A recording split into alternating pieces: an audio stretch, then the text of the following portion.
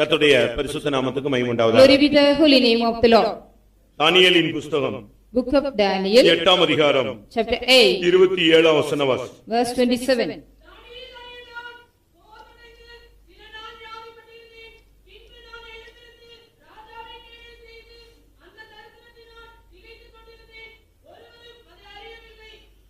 கர்த்தருடைய பரிசுத்த நாமத்துக்கு மகிமை உண்டாவதாக. Glory be to the holy name of the Lord.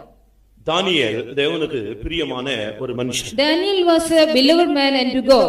ஆண்டவர் தூதனை அனுப்பி அவனோடு பேசும் பொழுது பிரியமான புருஷனே என்றுதான் அவனிடத்தில் When the பேசுவார். Lord talked to him, he used to call him as a beloved. ஒரு ஆழமான பிரதிஷ்டை உள்ள ஒரு மனுஷன். He was a man who had a deep consecration. தேவனுடையத்திலிருந்து ரகசியங்களை அறியக்கூடிய ஒரு மனுஷன். A man, he was also know all the secrets from the Lord. அவன் தேவனுக்கென்று வாழ்ந்த ஒரு ஆள். He was a person he lived for the Lord's sake. இந்த உலகத்துல மனைவி பிள்ளைகள் இப்படிப்பட்ட பந்தத்துக்குள்ள சிக்கிக் கொள்ளாமல் தேவனோடு மாத்திரம் வாழ வேண்டும் என்கிற ஒரு கருத்து உள்ள ஒரு ஆள். He was a man, he had a consideration not to ensnare in this valley life with wife or husband or children, but he had only the fellowship with God. அதனால தான் ஒரு காரியத்தை வெளிப்படுத்த சொல்லும் பொழுது மற்ற ஜோசியர்கள் மற்றவர்கள் சொல்றாங்க, மாம்சமானவரோடு வாசமாயிராத தேவர்கள் தான் இதை சொல்ல முடியும் என்று சொன்னார்கள். When the astrologers and others, everybody said only the God who is not dwelling with the flesh can reveal all this. When the matter was asked to reply, மாம்சத்துல வாசமாயிராத ஒரு தேவன்,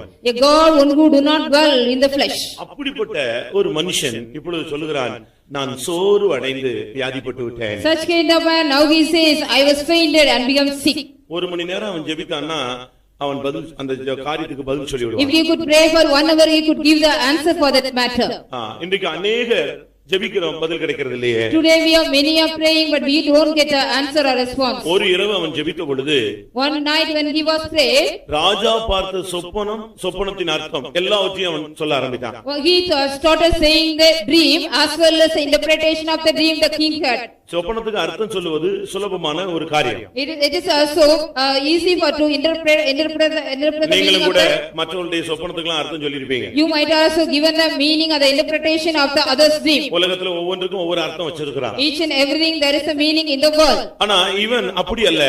ஒரு மனிதன் அவன் தலையிலே தோன்றினதான சொப்பனத்தையும் கூட இவன் சொல்லுவான், அதனுடைய அர்த்தத்தையும் சொல்லுவான். He is not a man like that, even though the dream which appeared to another man, not only the dream as well as the meaning or the interpretation he could able to say. அப்படிப்பட்ட ஒரு மனுஷன் இப்பொழுது சோர்ந்து போனேன் என்று சொல்லுகிறார். Such kind of great man now he says, I was fainted. வாழ்வுல சில நேரங்கள்ல இந்த சோர்வான பாதையில நாமும் கூட கொண்டு செல்லப்படுகிறோம். Sometime in our life we may also take through the path of fainted or weary sometime. நல்ல ஆவிக்குரியவர்கள் என்று சொல்லுகிறவர்கள் கூட சில நேரங்கள்ல சோர்ந்து போகிறார்கள். Even the people they are saying they are very good spiritual children, sometimes they faint. இவன் ஏன் சோர்ந்து போனான்? Why did he faint? அவனை சோர்ந்து போக வைத்த சூழ்நிலை என்ன? What was the situation or the circumstances which made him to faint? அந்த சோர்விலிருந்து அவன் மீள முடியாமல் அந்த சோர்வினால வியாதிப்பட்டேன் என்று கூட சொல்லுது. He says from that fainted nature he couldn't relieve and he was also sick. சோர்வுல சிக்கி அதிலிருந்து அவன் வெளியே வர முடியாத பட்சத்துல அந்த சோர்வு அவனை வியாதியசனாக சில நாள் படுக்க வைத்து விட்டார். When he was so ensnared in the fainted condition and he couldn't able to come out from the fainted nature, it made him as a sick man. அதனுடைய காரணம் என்ன? What was the reason for that? அவன் ஒரு தரிசனத்தை பார்த்தான். He saw a vision. இல்லாவிட்டால் ஒரு சொப்பனத்தை பார்த்தான். He had a dream. அந்த தரிசனம் என்பது எத்தனையோ நூற்றாண்டுகளுக்கு பின்னால நடக்க போகக்கூடிய ஒரு சில சம்பவங்கள். That dream or the vision with the incident will be going to happen after hundreds of years back. இன்னும் சொல்ல போனால் அவன் பார்த்த தரிசனங்கள்ல சிலது நிறைவேறி இருக்கு, இன்னும் சில காரியங்கள் நிறைவேறவில்லை. If we say clearly that some of the dream of him were fulfilled, some of them were not yet fulfilled. அதுக்கு மேல உள்ள வசனத்தை பாத்தீங்கன்னா அந்த தரிசனம் நிறைவேற இன்னும் காலம் செல்லும் சொல்லி நம்முடைய காலத்துக்கு பின்னால் நடக்கிறதெல்லாம் அவனுக்கு தெரிவித்து விட்டார். Whatever the things will happen before after our days also it was informed to him. It says this vision will take to fulfill. ஆம், இந்த காலை வேளையில ஆண்டவருடைய பிரசன்னத்துல கடந்து வந்த உங்கள் எத்தனை பேர் சோர்ந்து போன நிலவரத்துல இருக்கிறீர்கள்? Yes, you have also come in the presence of God today morning. How many of you are in the state of fainting? சோர்வு பிசாசுனுடைய ஒரு மிகப்பெரிய ஆயுதம். The fainted, the weary is a great weapon of the enemy.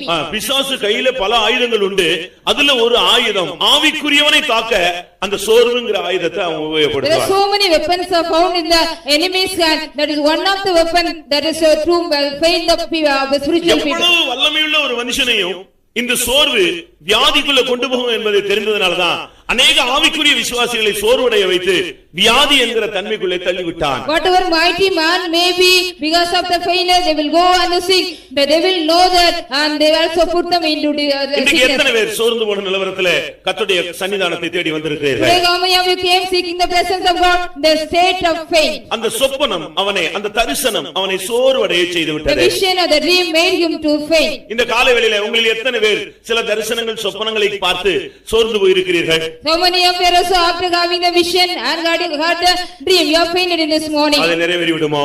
Will it be fulfilled? அது சம்பவித்து விடுமோ? Will it happen so? அப்படி நடந்தால் நான் என்ன செய்ய முடியும்? If it happen, what we will do? இப்படி எத்தனை பேர் இப்படிப்பட்ட தரிசனங்கள் சொப்பனங்களை கண்டு சோர்ந்து விடாய்த்து கர்த்தருடைய பாதத்திலே அமர்ந்திருக்கிறீர்கள்? So many of us seated in the presence of God after you become fainted and dismayed by seeing so many dreams and vision. நல்ல ஆவிக்குரியவர்கள் கூட சோர்ந்து போகிறார்கள். Even the good spiritual people, they get faint. நல்ல வல்லமையுள்ள தீர்க்கதரிசிகள் சோர்ந்து போகிறார்கள். Even the powerful prophets, they also get faint. அவங்களை விசாரிச்சு பாத்தீங்கன்னா அவங்க சோர்ந்து போனதுக்கு சரியான ரீசன் கூட இருக்காது. If you just inquire them, because of their faint or weary nature, there is no correct reason. இவன் தானியேல் இந்த தரிசனம் பார்த்ததுக்கு இவன் என்ன சோர்ந்து போகணும்? Why he goes to Daniel, goes to be faint because of the dream? எத்தனையோ நூற்றாண்டுகளுக்கு பின்னாலே நடக்க போகிற ஒரு சம்பவத்துக்காக இவன் அப்படியே சோர்ந்து வியாதிப்பட்டு படுத்து விட்டான். Because of the incident which is going to be happen after so many years of later, he was just fainted and become sick. யோனா ஒரு வல்லமையுள்ள ஒரு தீர்க்கதரிசி. Jonah was a powerful prophet. அவனை தேடி ஆண்டவர் வந்து பேசினார். The Lord came seeking to him and talked to him. அவன் ஓடி போய் விட்டான். He was a man, he flee away from the Lord. மறுபடியும் இழுத்து கொண்டு வந்து தீர்க்கதரிசனம் சொல்ல வைத்தார். Again the Lord took him back and made him to give the prophecy. அப்படி இழுத்து வந்து அவனை தீர்க்கதரிசனம் சொல்ல வைத்தாலும் Even though he was brought and made him to say the prophecy, சாதாரண வெயில் அடிச்சதுக்கு அப்படி சோர்ந்து போய் he was just fainted for the ordinary sunlight. யாரும் தலையை கீழ போடாதீங்க, கண்ணை மூடாதீங்க, மெய் மறந்து கேட்காதீங்க, மெய்யோட கேளுங்க.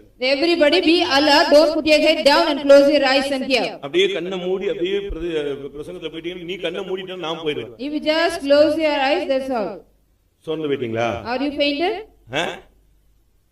சோர்ந்து போன உங்களை சரிப்படுத்துறதுக்கு தான் இன்னைக்கு மெசேஜ் வந்திருக்கு. Only the message has come those are fainted to make you right. நேற்றே ஆண்டவர் சொல்லிட்டாரு. Yesterday the Lord said, yesterday நான் ரெடி பண்ணிட்டேன். yesterday I got prepared this message.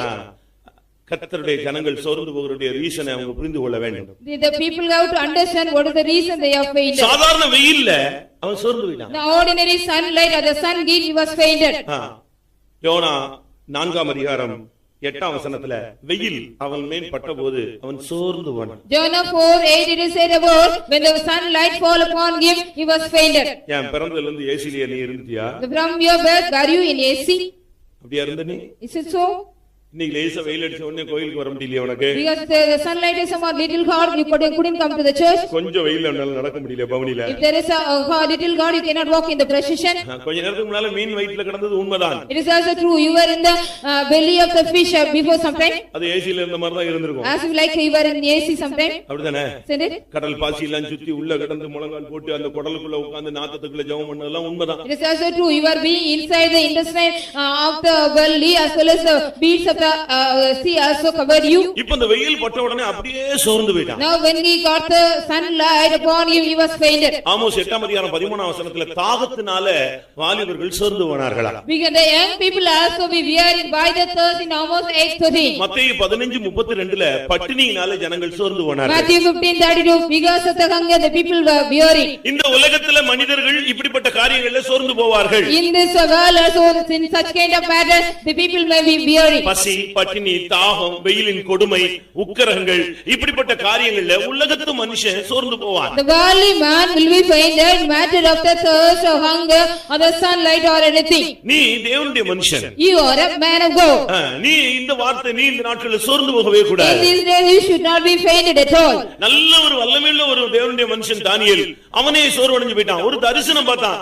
அதுக்காக நீ கொஞ்ச நேரம் ஜெபிச்சிட்டா அந்த தரிசனத்தை கர்த்தர் மாற்றி கொடுப்பார். The powerful or the mighty man of God was Daniel. After got the dream, he was just fainted. He could have prayed over that dream. சில காரியங்களை கர்த்தர் உனக்கு வெளிப்படுத்துவார். Some matter the Lord may reveal unto you. அது நடக்கிறதுக்காக அல்ல. Not to be manifested. இப்படி ஒரு நடக்கிற ஒரு வாய்ப்பு இருக்கு. நீ ஜெபம் பண்ணி அதை மாற்றுன்னு சொல்றதுக்கு தான் கர்த்தர் உனக்கு அதை வெளிப்படுத்துகிறார். So the Lord will reveal you such kind of matter is there to be happen, but you have to pray and avoid that. உன்னுடைய ஜெபம் அந்த பாதையை மாற்றுகிறார். Your prayer prayer will change that path. நீ அதுக்காக ஜெபிக்காம விட்டுட்டேனா அது சம்பவிக்கலாம். If you just don't pray for that, it may, that incident may happen. நல்ல ஒரு ஆவிக்குரிய மனுஷன் ஒரு தரிசனத்தை பார்த்துட்டு அப்படியே சோர்ந்து போயிட்டான். A good spiritual man after having got the vision, he was fainted. சில சொப்பனங்கள் ஒரு சிலரை கலக்கிரு. Some dreams are troubling the people. சில தரிசனங்கள் சிலரை கலக்கிரு. Some visions also trouble the people. நானும் கூட சில சொப்பனம் தரிசனம் எல்லாம் பார்த்து எந்திரிச்சு உட்கார்ந்து ரொம்ப கலங்கி போயிருக்கேன். I also got some dream and vision. I should have had trouble. இந்த சொப்பனங்கள் உன்னை சோர்ந்து போக நீ அனுமதிக்க கூடாது. You should not allow the dream should be trouble you.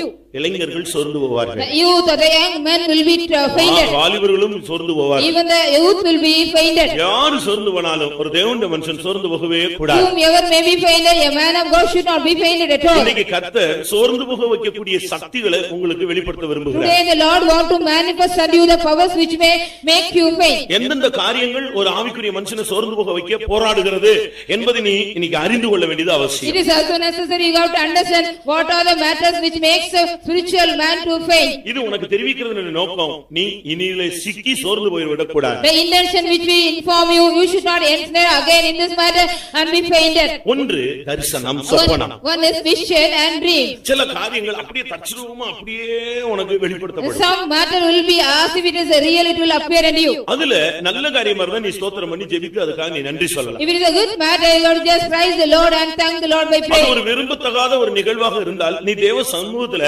அதுக்காக நீ ஜெபம் பண்ணி கர்த்தாவே நீர் இப்படி அனுமதிக்க கூடாது என்று நீ தேவ சமூகத்தில் நிற்கணும். It is a matter of unwilling condition, you have to stand in the presence of God and pray, Lord, this incident should not be happened to me. டைரக்டா வந்து எசேக்கியாட்ட ஆண்டவர் சொல்லிட்டாரு நீ மரித்து போய் விடுவாய் உன் வீட்டு காரியத்தை ஒழுங்குபடுத்து. Directly unto Ezekiel the Lord said you will be die set order thine house. அவ்வளவு டைரக்டா கர்த்தர் சொன்ன பிறகு கூட அவன் சொன்னா இல்ல ஆண்டவரேன்னு உட்கார்ந்து அழுது ஜெபிச்சான். அவனுக்கு 15 வருஷத்தை கர்த்தர் என்ன செய்தாரு கூட்டி கொடுத்தார். Even though the Lord said unto him he prayed, no Lord, like that he cried, the Lord added 15 years unto him.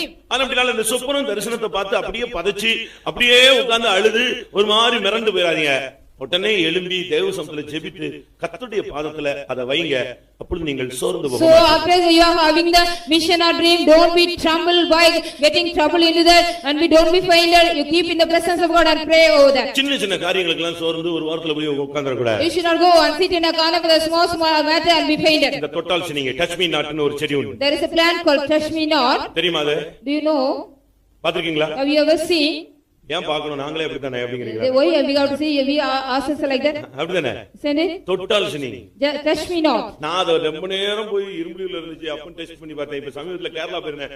பொன்னலூர் ஃபைட்டம்ல இருந்துச்சு. அப்பவும் நான் அத டெஸ்ட் பண்ணி I was also research when it was in Irumuli it was there and when I had been to Kerala I was sent and watched that. அத test பண்ணிட்டு நான் கொஞ்ச நேரம் நின்னு பார்த்தேன். அது I என்னதான் tested பண்ணது? that and I was standing there for a little while. What happened to that? அது போய்டா நினைச்சிட்டு திரும்பி விரிஞ்சு வருது. Because I had gone it thought and again it was flowing. திரும்ப லேசா ஊதி பாருங்க. I just again blew. தொட்டாதானே அதுக்கு ரோஷம் வருது ஊதி பார்க்கலாம். Yes, if I touch it will get anger. Why you can't blow? அந்த காற்று பட்ட உடனே என்ன செஞ்சிருது? பயங்கரமா வெட்கப்படும். When the wind blows it also shames. யோசிச்சு பாருங்க. Just think about it. நீங்க சின்ன காரியத்துல அப்படியே சோர்ந்து போற கூடாது. For a small matter you should not be fainted as it is. நமக்கு ஒரு தேவன் உண்டு. அவர் சோர்ந்து போகாத ஒரு தேவன். We are having a God, he never weary. ஏசாயா 40 அதிகாரம் 28 வசனத்துல பூமியின் கடையாந்தரங்களை சிருஷ்டித்த அநாதி தேவன் அவர் சோர்ந்து போகிறதே இல்லை. Isaiah 40:38 it is said about the 40:28 and the Lord who the everlasting God who created the ends of the earth. பூமியின் கடையாந்தரங்களை சிருஷ்டித்த தேவன் ஒருபோதும் சோர்ந்து போகிறது இல்லை. God who created the ends of the earth never be fainted. இந்த உலகத்துல என்ன சம்பவித்தாலும் சரி அவர் சோர்ந்து போகிறதே கிடையாது. Whatever may happen in the world he will not be fainted at all. ஒரு சோர்ந்து போகாத தேவனை நாம் ஆராதிக்கிறோம். ஆனபடியால் தேவனுடைய பிள்ளைகளும் எந்த சூழ்நிலையிலும் நீயும் சோர்ந்து போக கூடாது. We are also worshiping the God, he will never be fainted. So the children of God you also should not be fainted ever. இன்றைக்கு விசுவாசிகள் சோர்ந்து போகிறதுடைய காரணங்களை நான் உங்களுக்கு சொல்கிறேன். Today I would like you to say the reason why the believers are fainting. இன்னைக்கு अनेகருக்கு இந்த சோர்ந்து போகிற காரியங்களை புரிஞ்சுக்கிறதுனால இவங்க சின்ன சின்ன காரியத்துக்குலாம் சோர்ந்து போயிடுறாங்க. Because many of them they do not understand the matter and the reason for their fainting for a small matter they are fainting. நீங்க ஏதாவது சொப்பனம் பார்த்திருக்கீங்களா? Have you ever seen a dream? சிலருக்கு ஒரு தரிசனம் கிடைச்சிருக்கா? Have you got any vision? ஆவிக்குரியவனோடு கர்த்தர் நிச்சயமாய் இடைபடுவார். Through the spiritual man the Lord sure he will deal with. நான் ஒருவனோடு பேச விரும்பினால் if I want to talk to you சொப்பனங்களாலும் through dream தரிசனம் மூலமாகவும் through vision நான் பேசுவேன்னு ஆண்டவர் என்ன தெளிவாக என்னாகமத்துல 12ஆம் அதிகாரத்துல பேசி இருக்கிறார். Clearly the Lord was spoken in Numbers 12 chapter it is about. ஆனால் மோசேயோடோ But with Moses, நான் மறைமுகமாய் அல்ல முகமுகமாய் பிரத்யட்சமாய் ஒரு சிநேகிதனிடத்துல பேசினது போல பேசினேன் என்று but சொல்றார். Moses not secretly but like a friend, face to face I talk to him. அதனால கர்த்தர் பேசும் பொழுது கர்த்தர் பேசுறதுக்கு அது ஒரு வாய்ப்பு, அதுல நீங்க சோர்ந்து போயிடக்கூடாது. So there's a chance the Lord was talk to you, we should not be fainted in that. யாராவது சொப்பனத்தை பார்த்து எழும்பி உட்கார்ந்து மணிக்கணக்கா அழுதுட்டு இருந்தவங்க எத்தனை பேர் இருக்காங்க தெரியுமா? How many of you are here that after seeing the dream they are also crying for hours? சொப்பனம் தரிசனங்களை கண்டு நீங்க கலங்க வேண்டாம். அது உங்களுக்கு சோர்வுக்குள்ள கொண்டு போக கூடாது, அது ஜெபத்துக்குள்ள உங்களை கொண்டு போகணும். After seeing the vision or the dream you should not be troubled, it should not take you to the faint condition, but it has to take you to the prayer. ஒரு சிலருக்கு ஒரு சின்ன வார்த்தை சொன்னா போதும் அப்படியே சோர்ந்து விடும். Some people if we speak a small word they will be fainted. நீ விசுவாசி தானே? You are a believer, no? கர்த்தர் நம்பி ஒன்று சில காரியங்களை பேசும்போது நீ ஏன் சின்ன வார்த்தைகளுக்கு நீ சோர்ந்து போயிடுறீங்க? By believing you when the Lord talk to you, why do you trouble or why do you faint for the small matter? ஒன்னத பாட்டு 5ஆம் அதிகாரம் 6ஆம் வசனத்துல வார்த்தைகளால் நான் சோர்ந்து போகிறேன். Song of Solomon 5:6 it is said by the words he has spoken I am fainted. ஒரு சின்ன வார்த்தை சொல்லிட்டா போதும் அப்படியே சோர்ந்து போயிடுவாங்க. If we say a small word they will be fainted. ஆண்டவர் ஒன்று பேசட்டும் மற்றவங்க பேசட்டும் உங்களை சரிப்படுத்துறதுக்கு பலர் பேசுறதுல ஒண்ணும் தப்பு கிடையாது. It is nothing wrong when the Lord talk to you to correct you or when others talk to you and make you correct. சின்ன வார்த்தை சொன்னா போதும். If we say a small word, அவ்வளவுதான். that's all. கோயிலுக்கே வராம கூட போயிடுவாங்க. They will not come to the church even. அப்படியே பின்மாறி போயிடுவாங்க. There they will go backslide. அப்படியே ஜெபத்தை நிறுத்திடுவாங்க. They will stop the prayer. ஏன் ஒரு வார்த்தை சொல்ல கூடாதா? Can't we say our உம்முடைய வார்த்தையினால் நான் சோர்ந்து போகிறேன். by your word I am troubling fainted. நீங்க இந்த நாட்கள்ல கர்த்தருடைய வார்த்தையை கேட்கும்போது திடப்படணும். When you hear the word of God in this day you should confirm yourself. நீங்க இந்த வார்த்தைகளை கேட்கும்போது நீங்க உற்சாகப்படணும். You should be also active when you hear this word. ஒரே ஒரு வார்த்தை கேட்ட உடனே அப்படியே பின்மாறி போயிடலாமா? When we hear one word about it, can we go backslided? ஒரு பெற்றோர் ஒரு பிள்ளையை சத்தம் போடக்கூடாதா? Can't your parents shout or school the ஒரு child? ஊழியக்காரன் ஒரு விசுவாசி வார்த்தைகள் பேசக்கூடாதா? A servant of God could not talk about or scold the வார்த்தை ஒரு சிலரை சோர்ந்து போக வைக்கிறது. The word makes somebody to be fainted. யாராவது சொன்னாங்க அது சொன்னாங்க எவனாவது ஏதாவது சொல்லிட்டு போறான், நீ ஏன் சோர்ந்து போற? Let anybody say anything, why do you faint? வாய் இருந்தா பேசுவான். If they are having mouth they will talk. இல்லாததும் பேசுவான். Even though whatever not found they will talk. இருக்கிறதும் பேசுவான். Whatever possible also talk. தெரிஞ்சதை பேசுவான். Whatever they know talk. தெரியாதவைகளையும் பேசுவான். Whatever they do not know they will talk. நீ செஞ்சதையும் சொல்லுவான், செய்யாததையும் சொல்லுவான். Whatever you do and whatever you do not do, that also they will say. நீ அந்த ஊர்லயே இருந்திருக்க மாட்ட, நீ அந்த ஊர்ல இருந்தேன்னு சொல்லுவான். You will not be in the city but they will say you were in the city. நல்லா புரிஞ்சுக்கோங்க, யார் என்ன சொன்னாலும் மற்றவருடைய மனுஷனுடைய வார்த்தையில நீ சோர்ந்து போகவே கூடாது. Understand well, in the words of the man's mouth you should not faint but let anybody say anything. நீதிமான் என்னை தயவாய் குற்றட்டும். Let the righteous man beat me kindly. அது நீ என் தலையை அதை அல்ல தட்டுவதில்லை. My head will not reject that. நீ அதை ஏற்றுக்கொள்ளணும். You have to accept that. யாராவது உன்னை ஏதாவது ஒரு வார்த்தை சொன்னான்னு சொல்லிட்டு நீ அதுக்காக இனிமே கோயிலுக்கு நான் வர மாட்டேன்னு சொன்னா உன்னைய மாதிரி ஆவிக்குரிய ஜீவிதத்துல ஒண்ணுமில்லாத ஆளு ஒருத்தரும் கிடையாது. No man has nothing in your spiritual life. If anybody say anything, if you don't come to the church. நீதிமொழிகள் 24:10 பார்க்கும் பொழுது Proverbs 24:10. ஆபத்து காலத்தில் நீ சோர்ந்து போவாயானால் உன்னுடைய பலன் மிகவும் குறுகியது. In the time of adversity if you also faint, then your strength is small. ஆபத்து நேரத்துல நீ சோர்ந்து போக கூடாது. During the time of calamity you should not be fainted. ஆபத்து எப்பவும் வரும். The calamity or the trouble or the danger may come anytime. எந்த நேரத்துல வரும்னு உனக்கு தெரியுமா? Do we know at what time it will come? அதுக்கு பேரே ஆபத்து. அது எந்த நினையாத நேரத்துல உன்னை வந்து சந்திச்சிரும். It is a name is adversity, the time which we never think about it will may come and approach. யோபனுடைய சிநேகிதர்கள் வந்து சொன்னாங்க, The friends of Job came and told, ஆபத்து உனக்கு வந்தபடினால் நீர் ஆயாசப்படுகிறீர். Because you are so fainted because you got trouble. இன்னைக்கு நீங்க ஆபத்துகள் காலத்துல நீங்கள் தேவனை நோக்கி மன்றாடணும். During the period of trouble, the danger or trouble you have to go and cry and God. ஆபத்து காலத்துல என்னை நோக்கி கூப்பிடு, நான் உன்னை விடுவிப்பேன். The time of trouble call on me, I will deliver thee. ஆபத்து காலத்துல நீ சோர்ந்து போக கூடாது. During the time of adversity you should not be fainted. அந்த நேரத்துல நீங்க உற்சாகமா தேவனுடைய சமூகத்துல காணப்படணும். Interestingly you have to be found in the presence of God that time. ஆபத்து நேரத்துல நீ ஸ்திரமாய் நிக்க வேண்டிய ஒரு நேரம். During the time of calamity or the danger you have to stand stable. விசுவாசிக்கிறவன் அந்த நேரத்துல பதறான். The one who believes will not be confounded. இது ஒரு ஆபத்தான காலம்னு நீங்க புரிஞ்சுக்கிட்டீனா நீ அந்த நேரத்துல மௌனமா இருந்து நீ தேவனுடைய சமூகத்துல தரித்திருக்க வேண்டியதா. We also perceive this this is the time of trouble, you should be quiet and be in the presence of God. உங்களுடைய வாழ்க்கையில ஆபத்துகளை நீங்கள் சந்தித்த காலங்களை சிந்தித்து பாருங்கள். Just think about the time you have so many trouble in your life. அந்த ஆபத்து நேரத்துல நீ உற்சாகமா வெளியே வந்துட்டியா இல்ல ஆபத்துல சிக்கி சோர்ந்து அப்படியே நீ முடங்கி போய் விட்டாயா? During the time of your trouble, have you so actively came out or just you fainted and be inside? எந்த ஒரு இன்சிடென்ட்டும் நிகழ்ச்சிகளும் உன்னுடைய ஜீவியத்தை சோர்ந்து போக வைக்க கூடாது. Whatever may be the incident will not make you faint your life. என்ன நடந்தாலும் சரி. Whatever may happen. நீ சோர்ந்து போக கூடாது. You should not be fainted at all.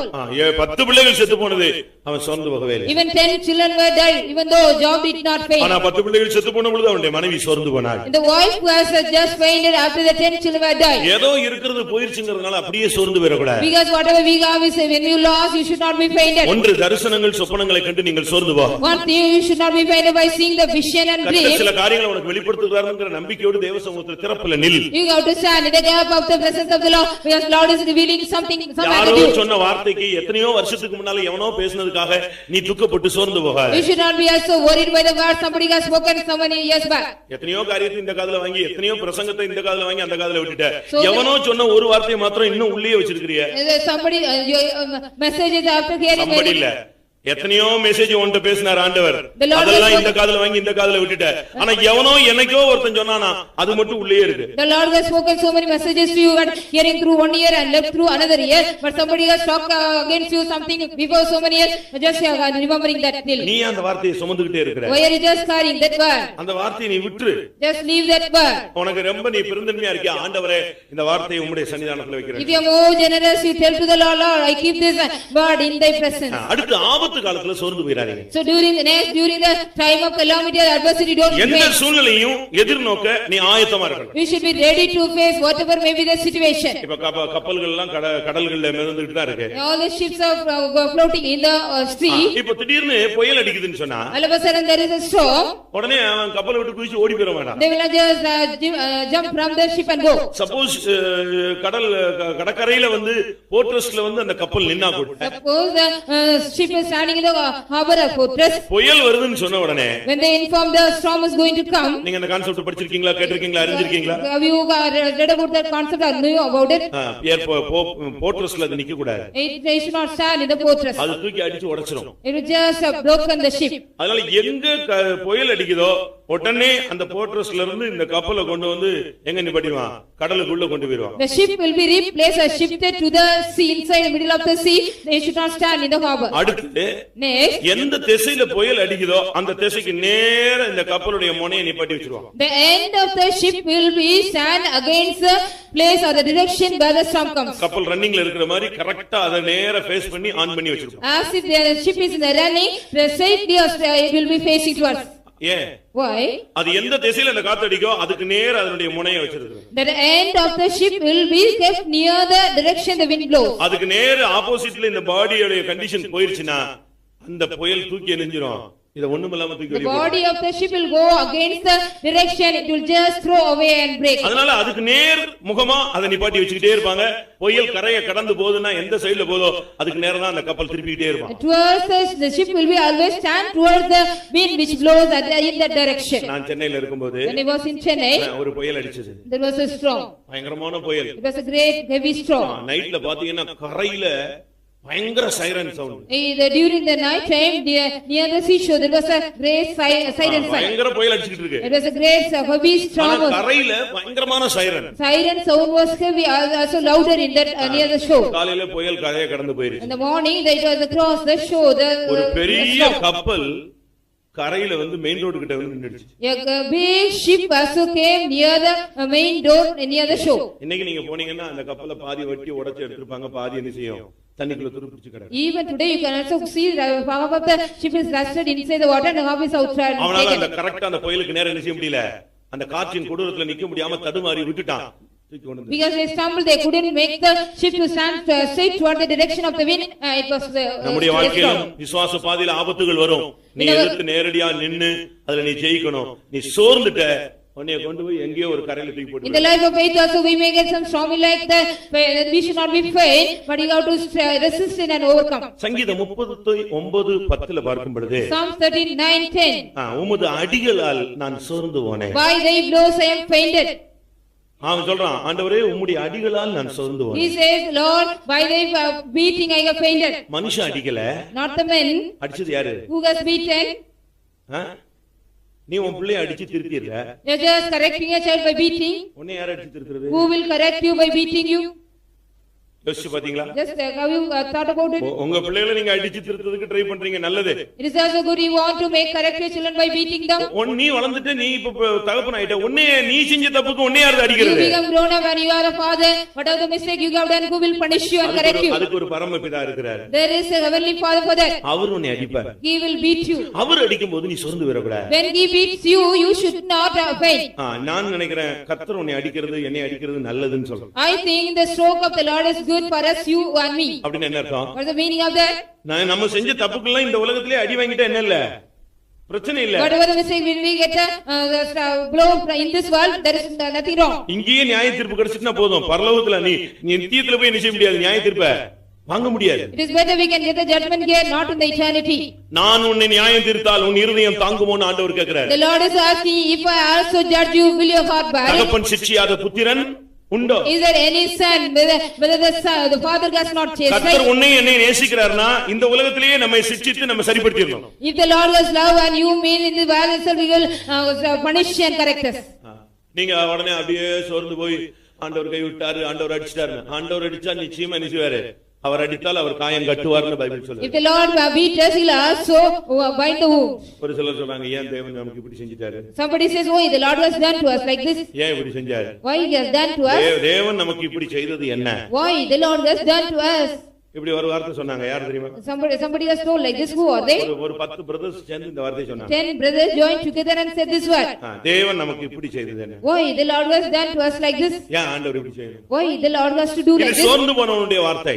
This is the word of the failed man. ஆதியாகமம் 42:28ல அந்த சோர்ந்து போன சகோதரர்கள் எல்லாம் சொன்னாங்க, தேவன் நமக்கு இப்படி செய்தது என்ன, ஏன் இப்படி ஆண்டவர் செஞ்சு விட்டார்? Genesis 42:10 it is said, but the brethren they were fainted, they said, why the Lord has done to us? 42:28 ஆதியாகமம். 42:28 of Genesis. தேவன் நமக்கு இப்படி செய்தது என்ன, ஏன் இப்படி ஆண்டவர் இப்படியே கொண்டு வராரு? Why the Lord is taking us in this level? Why he has done to us like this? ஆண்டவர் சில நேரத்துல அடிப்பார், நம்மளை சரிப்படுத்துறதுக்காக அடிப்பார். Sometimes the Lord may give the blow to you to correct us. நானும் கூட உங்களை அடிக்கிறேன். Even I also beat you. போதக சிட்சையே ஜீவ The rebuke of instruction is the way of life. சில நேரத்துல கொஞ்சம் காரசாரமா பேசிடுவேன். Sometimes I also talk some hardly. ஏன்னா உங்களை பத்தி மத்தவங்க வந்து என்ன குற்றம் சொல்லும்போது என்னால தாங்க முடியாம நினைச்சுவேன், அந்த மெசேஜ்ல எங்கயோ கிராஸ் ஆகும்போது அடிச்சிடுவேன். Somebody who comes and blame about you or accuse about you, I couldn't bear it, so in the message I will beat you. நாம அவங்களை ரொம்ப நேசிக்கிறோம். Because we love them much. அவங்களுக்காக ரொம்ப ஜெபிக்கிறோம். We are praying much for them. அவங்களுக்காக போய் ஜெபிச்சு என்னென்ன செஞ்சு என்னென்ன பண்ணாலும் அவங்களுக்காக நல்லா போராடுறோம். Whatever they do, we are also go and struggle for them and pray for them well. அதுக்கு ஏத்த மாதிரி அவன் ஆசீர்வதிக்கப்பட்டு நல்லா போயிடும், டெவலப் ஆயிடுறான். In that level also they are also blessed and go in the developed level. ஆனா வெளியரங்கமா இவனுடைய வாழ்க்கையில ஒரு பரிசுத்தம் இல்லாத பொழுது மற்றவன் வந்து பலரும் வந்து நம்மகிட்ட பேசும்போது நமக்கு டென்ஷன் ஆயிடும். Outwardly they are don't having any holiness, when others are coming and complaining, I become tense.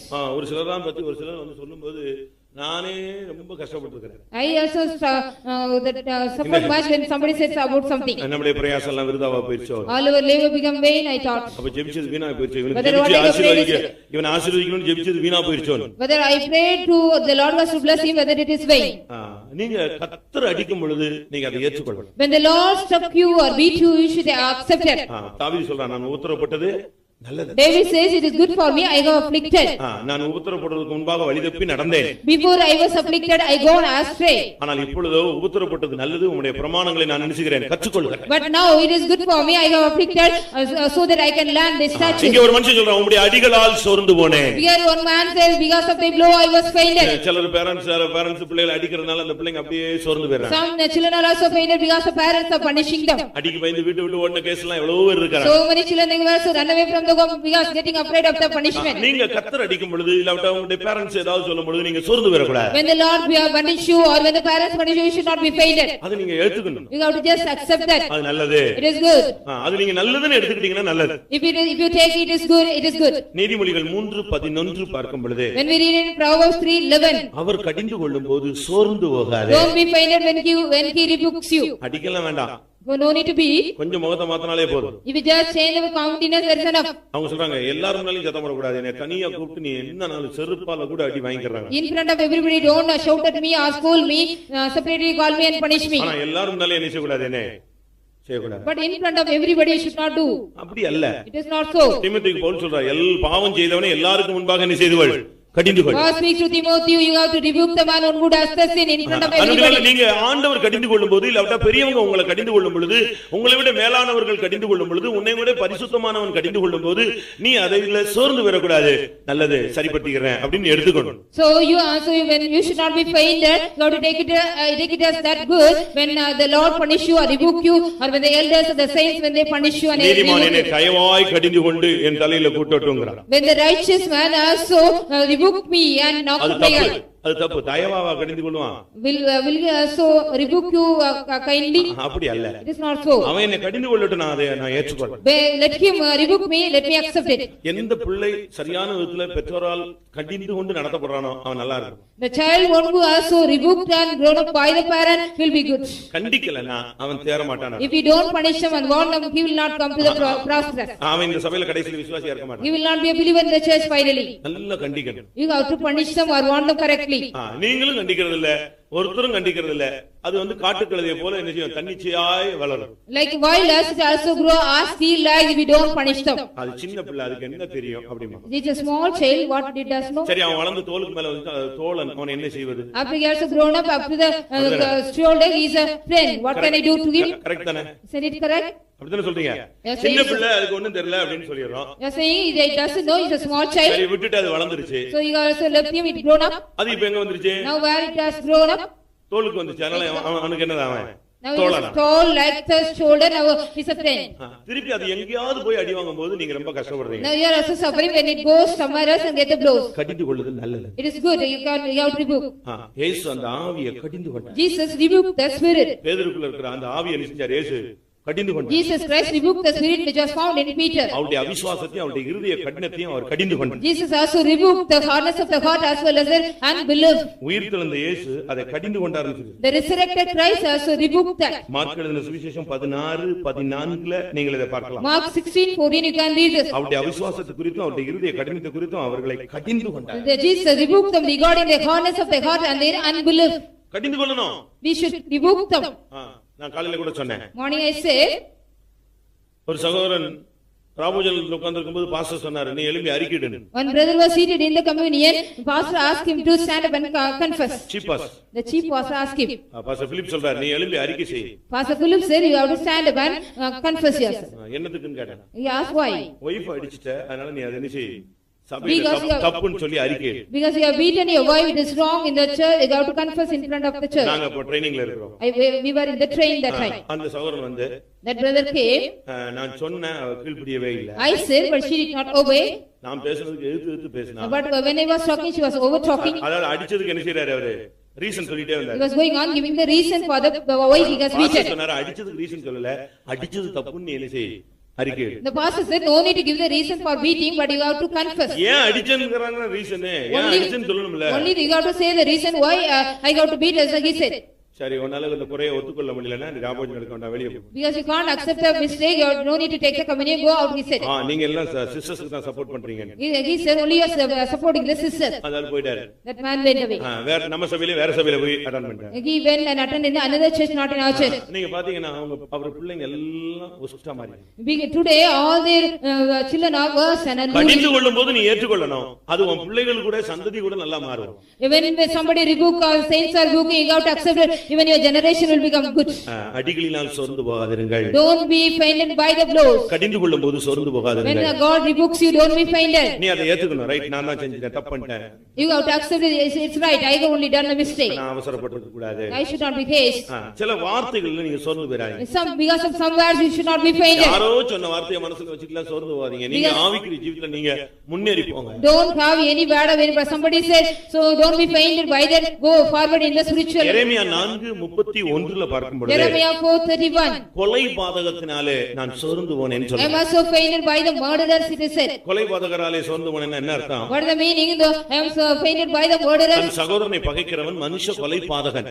A man one who hates the brethren is a manslayer. மற்றவங்க உங்களை பகைக்கிறாங்க இல்ல நேசிக்கல அவருக்காக நீங்க சோர்ந்து போயிடக்கூடாது. You should not be fainted because others are hating and they are not loving you. மனுஷன் தானே, Only he is a man. அவன் உன்னை நேசிக்க மாட்டான். He will not love you at all. காசு இருந்தா உன்னை நேசிப்பான். If you are having money, he will love you. நீ அவனுக்கு சாதகமா பேசினா நேசிப்பான். If you just speak favorably and he will அவன் செஞ்ச love you. தப்பெல்லாம் நீ வெளியே சொல்லாம அவன் கூடயே இருந்துட்டே இருந்தீனா உன்னை நேசிச்சிட்டே இருப்பான். Whatever the mistake we are, what he done, if you don't say outside, if you are loving him, he will love you. எத்தனை குடும்பங்கள்ல புருஷன் மனைவி பிள்ளைகளுக்குள்ள உண்மையான நேசம் இருக்குன்னு சொல்லுங்க How பாக்கலாம். many of your family are having the true love between your husband, wife and the children among you? பாதி குடும்பங்களுக்கு மேல உண்மையான நேசம் கிடையாது. Half of the family, they don't have the true love in their family. எல்லாருடைய நேசமும் செதறி போய் தான் இருக்குது. All their loves are scattered and dispersed. கல்யாணம் கட்டிட்டோம் பிள்ளையை பெத்துட்டோம் இப்படி இதுக்காக வாழ்ந்துகிட்டு இருக்கிற ஒரு 99 பேர் இருக்காங்க. 99% of the people are living there because they are married, they are living. இல்ல உண்மையா நேசித்து எத்தனை பேர் குடும்பம் நடத்துறாங்க? How many of them are truly loving and they are conducting their family? அப்படியானா ஏன் சண்டை வருது? If so, why are you getting quarrel? ஏன் வாக்குவாதம் வருது? Why do you dispute? ஏன் பிரிவினை வருது? Why are you getting the separation? ஏன் பாஸ்டர்ட்ட பஞ்சாயத்து வருது? Why are you bringing the panchayat to the pastor? ஏன் போலீஸ் ஸ்டேஷன் போறான்? Why do you go to police station? ஏன் கோர்ட்ல டைவர்ஸ் வருது? Why divorce cases coming in the court? உலகத்தை பேசல, சபையை பத்தி பேசுறேன். I am not talking about the world but the church. உண்மையான நேசம் கிடையாது. They don't have the true love. நீங்க அதனால யாராவது உங்களை நேசிப்பான்னு சொல்லிட்டு நம்பி போயிட்டு நேசிக்கலன்னு சோர்ந்து போகாதீங்க. மனுஷனுடைய அன்பு உன்னை சோர்ந்து போக வைக்கும். The love of men will make you weary. Don't believe men and their love and go back of them. அதனால யாராவது உன்னை நேசிக்கலன்னு நீ சோர்ந்து போகாத. நீ கர்த்தர் உன்னை நேசிக்கிறார், நீ கர்த்தரை நேசி. Only the Lord is loving you. You have to love the Lord. Don't faint it because nobody loves you. இந்த உலகத்துல நீ யாரை நேசிச்சாலும் பிரயோஜனமே கிடையாது. There is no use and no profit if you love anybody in the world. இப்ப போன வாரம் ஒரு பிள்ளை போன் பண்ணா. Last week one girl rang up to me. நீங்க கொஞ்சம் கவுன்சிலிங் பண்ண முடியுமா? Can you counsel me little? ஃபாரின்ல இருந்து போன் பண்ணி இங்க உள்ள ஒரு பிரச்சனையை சொல்றா. She was telling the problem of here from foreign. She was ringing to me. என்ன கவுன்சிலிங் கேட்டேன். What is the counseling I asked? எங்க ரிலேஷன் பையனுக்கு கல்யாணம் ஆகி 6 மாசம் ஆச்சு. ரிலேஷன் பையனுக்கு கல்யாணம் ஆகி 6 மாசம் ஆச்சு. One of my relation, he was married. It is 6 months ago. ரெண்டு பேரும் நல்ல சாஃப்ட்வேர் இன்ஜினியர், நல்லா சம்பாதிக்கிறாங்க. They are earning good. They are software engineers both. கல்யாணம் முடிஞ்சு 6 மாசம் ஆச்சு. இப்ப அந்த பிள்ளைய கேட்டா எனக்கு பிடிக்கலன்னு சொல்றாங்க. After 6 months of the marriage, when we ask the girl, she says, "I don't like that man." ஏன் கல்யாணம் கட்டின? Why did you marry? அம்மா அப்பா சொன்னாங்க கல்யாணம் கட்டின. Because the parents said I got married. சரி இப்ப என்ன செய்யறது? What we can do? என்னவாது பண்ணுங்க. Do anything.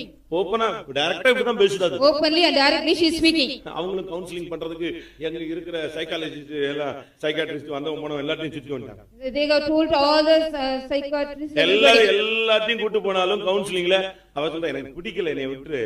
Everybody go and give the counseling. She says I don't like leaving. எல்லாரும் சொன்னாங்க அப்ப வேற ஏதோ கான்டாக்ட் இருக்கும் போல இருக்கு. Then everybody says she is having another contact. ஒரு கான்டாக்ட் இல்ல. She did not have any contact. யாரையும் நேசிக்கிற தன்மையில இன்னைக்கு மனுஷன் இல்ல. Today man is not in the condition to love anybody. அப்படி நேசிச்சாலும் அது வந்து நேரப்போக்குக்கும் காலப்போக்குக்கும் தான் வச்சிருக்கான். Only if they love also for the time passing for the they are having. ஏன் இங்க உட்கார்ந்து இருக்கிற எத்தனை பேர் நீங்க உண்மையா நேசிச்சு குடும்பம் நடத்துறீங்க சொல்லுங்க. Today those are seated here, how many of us love truly and come here? சமுதாயத்துக்காக சபைக்காக இருக்கிறவங்க பாதி பேர் இருக்கறாங்க. Only those people those are living for the society is half of them here. கொலை பாதகர் யாரை நேசிக்க முடியுது? The murderer who can love? பெத்த தாயை நேசிக்க முடியுதா? Can you love your own mother? பெத்த பிள்ளைகளை நேசிக்க முடியுதா? Can you love your own children? இன்னைக்கு நேசம்னா என்னன்னு கேக்குறாங்க. Today if there is love in what is that they are asking? கொலை பாதகராலே சோர்ந்து போகிறீர்கள். By the murderers you are fainted. புதிய ஏற்பாட்டுக்கு நாம் வருவோம். Let us come to the New Testament. லூக்கா எழுதின சுவிசேஷம் 18ஆம் அதிகாரம் 1ஆம் வசனத்தை பார்க்கும் பொழுது Luke 18:1. ஜெபத்துல ஜெபம் பண்ணுவதில் சோர்ந்து போகாதீங்க. The prayer you should not be fainted. இன்னைக்கு अनेक விசுவாசிகள் இந்த விஷயத்துல ரொம்ப சோர்ந்து போறாங்க. Many believers are also nowadays they are fainted in the prayer. எப்படிலாமோ ஜெபிக்கிறோம். We are praying in so many manners. நைட்ல ஜெபிக்கிறேன். During the night say group whatever manner in many manner I am praying even though I don't get any response they are also fainted. அந்த அநீதியுள்ள நியாயாதிபதியிடத்துல போய் அந்த விதவை மன்றாடி கொண்டே இருந்தார். To the unrighteous man the widow was going on struggling. தேவனுடைய விஷயத்தை நீங்க புரிந்து கொள்ள வேண்டும். You have to understand the matter of the Lord. உனக்கு தேவை என்னதென்று அவர் அறிந்திருக்கிறார். The Lord knows what is necessary or need for you. அவர் நிச்சயமா அந்த காரியத்தை செய்வார். Certainly the Lord will do for you. அதனால ஜெப விஷயத்துல நீங்க சோர்ந்து போனீங்கன்னா உங்களை பிசாசு தட்டி வீழ்த்திட்டான அர்த்தம். In the manner of prayer if you also fainted that is the meaning the devil has knocked and down. என்ன வந்தாலும் நீ ஜெபத்துல குறைஞ்சிடவே கூடாது. Whatever maybe you should not be less in your prayer. வெள்ளம் பெருகிட்டே இருக்கணும், ஆனா நீ நீச்சல் அடிச்சு நின்னு பிடிக்கணும். In the flood may go on increase and increase, but you have to swim and go. நீ ஜெபத்துல சோர்ந்து போறக்கூடாது. You should not be fainted in your prayer. தம்மால் தெரிந்து கொள்ளப்பட்டவருடைய விஷயத்திலே அவர் நீடிய பொறுமையுள்ளவராய் இருந்து அதிசீக்கிரத்தில் நியாயம் செய்வார் என்று அறிந்திருக்கிறோம். We know that he is also be patient, those are chosen by him, and he will do the justice. இன்னைக்கு எத்தனை பேர் ஜெபத்துல சோர்ந்து போய் விட்டீங்க? Today how many of you are fainted in your prayer? இப்ப ஏன் ஜெபிக்கிறது இல்ல? Why you don't pray now? அவனே சொல்வாங்க, நான் ஜெபிச்சு என்னத்த கண்டேன்? Immediately they say, after I pray, what I have found? பிசாசு உன்னை வஞ்சிச்சிட்டான்னு அர்த்தம். And the devil has deceived you, that's the meaning. என்ன வந்தாலும் நான் ஜெபிச்சிட்டே இருக்கேன். Whatever may come, I will be going on praying. நாங்கள் ஆராதிக்கிற தேவன் எங்களை தப்புவிப்பார். The Lord one who worship, he will deliver us. தப்புவியாமல் போனாலும் நாங்க நிச்சய மாட்டோம், பின்மாறி போகவே மாட்டோம். He will not deliver us, we will not go backslided. கர்த்தர் எனக்கு ஜெபத்தை கேட்பார், ஜெபத்தை கேட்கலங்கறனால அவர் இல்லன்னு நான் சொல்ல முடியாது. The Lord will answer our prayer. If he doesn't hear that, we cannot say the Lord is there, not there. அவர் அவருடைய நேரத்தில் நிச்சயமாய் கிரியை செய்வார். He will also work in his time. ஜெபத்துல நீங்க சோர்ந்து விடாதீங்க, அது பிசாசு உங்களை அப்படியே ஒண்ணுமில்லாமாக்கிடுவான். In the prayer you don't be fainted, the devil will make you nothing. ஜெபத்துல நீங்க விடாம நிக்கணும். You should be ceaseless in your prayer. தானியேல் ஜெபத்துல நின்றான். Daniel stood in his prayer. முதல் நாள் உபவாசம் முடிஞ்சிருச்சு. First day fasting was finished. Result இல்ல. There was no result. இரண்டாம் நாள் தொடர்ந்து. The second day prayer was prayed. மூணாவது நாள். Now the third day he prayed. 7 நாள் தாண்டிருச்சு. For 7 days of ரிசல்ட் இல்ல. He did not get any result. திரும்ப fasting. Again he took the fasting. இப்படியே போகுது. Likewise he was continuing the fasting. அவன் சோர்ந்தே போகல. He did not even faint at all. 21 நாள் ஜெபத்திலேயே உட்கார்ந்திருந்தான். For 21 long days he was seated in the prayer. ஆண்டவர் தூதனை அனுப்பி பதில் கொடுத்தார். The Lord sent the angel and gave the message. நான் ஜெபிச்சேன், எனக்கு பதில் கிடைக்கல, தோத்திரம், இது காரியம் வாய்க்காதுன்னு சொல்லிர கூடாது. We should not say I have prayed, I did not get the answer, praise the Lord, it will not prosper me. நரி குதிச்சு பாத்துச்சான்.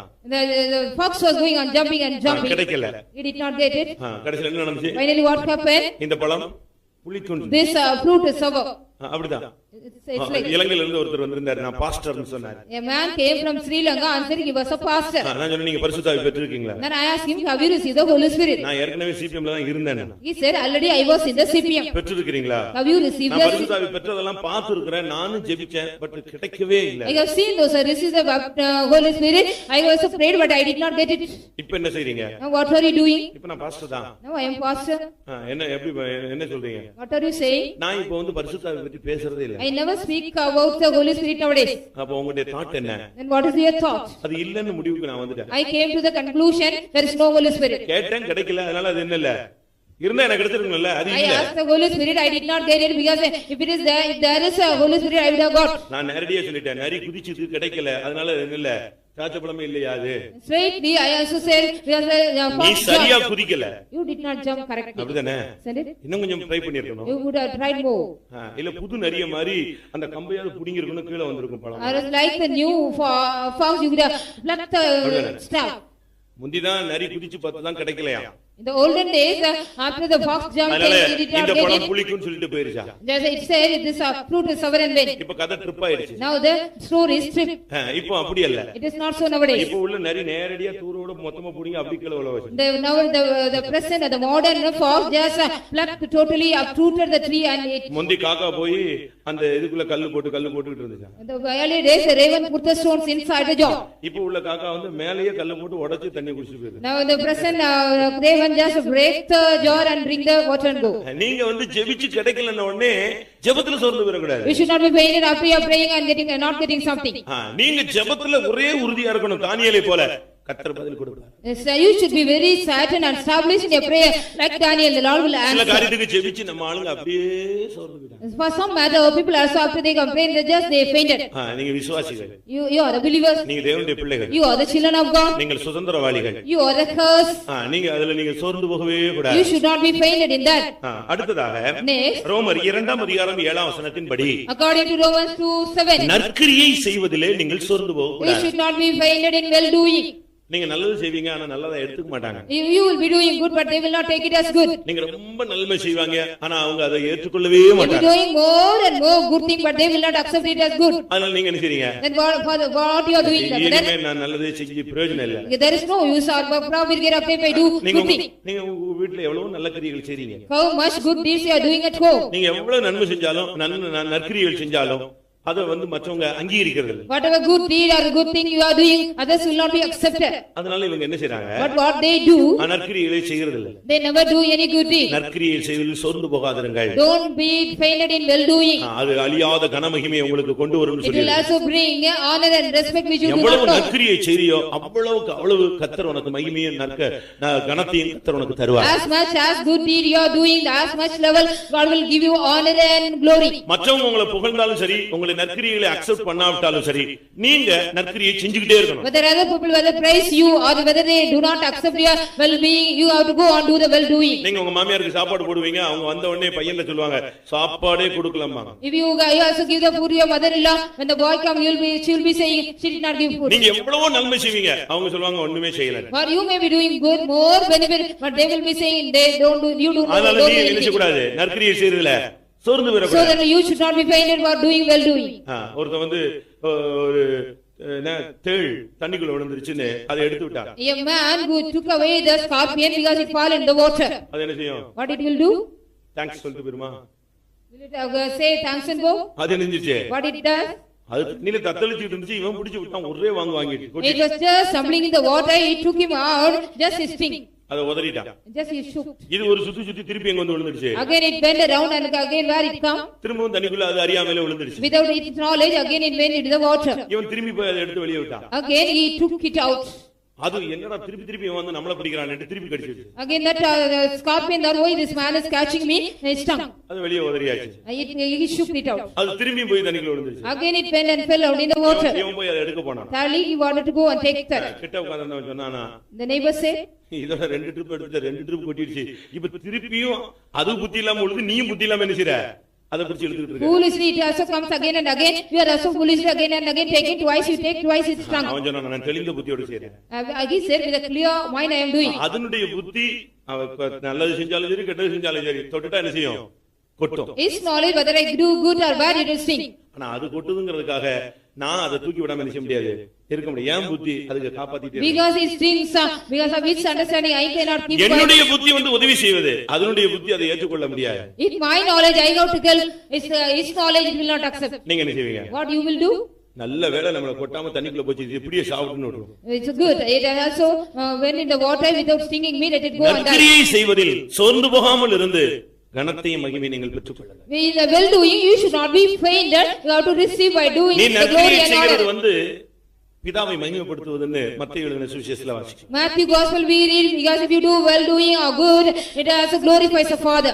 நீங்கள் நற்கிரிகளை செய்யும் பொழுது பிதா மகிமைப்படுவார். When you do the good deed, the Father will glorify. யார் உன்னை குறை சொன்னாலும் நீ செய்யற நல்ல நற்கிரிகளை செஞ்சுக்கிட்டே இருக்கணும். When anybody blame you or accuse you, you have to go and do the good doing. கலாத்தியர் 6:9 பார்க்கும் பொழுது Galatians 6:9 நன்மை செய்வதில் சோர்ந்து போகாதே. Doing well doing or you should not be fainted. உதவி செய்யறதுல நீங்க சோர்ந்து போக கூடாது. By doing good and others you should not be fainted. நற்கிரியை வேறு, உதவி வேறு. The good deed is different from well doing or நீங்க நன்மை செய்யணும்.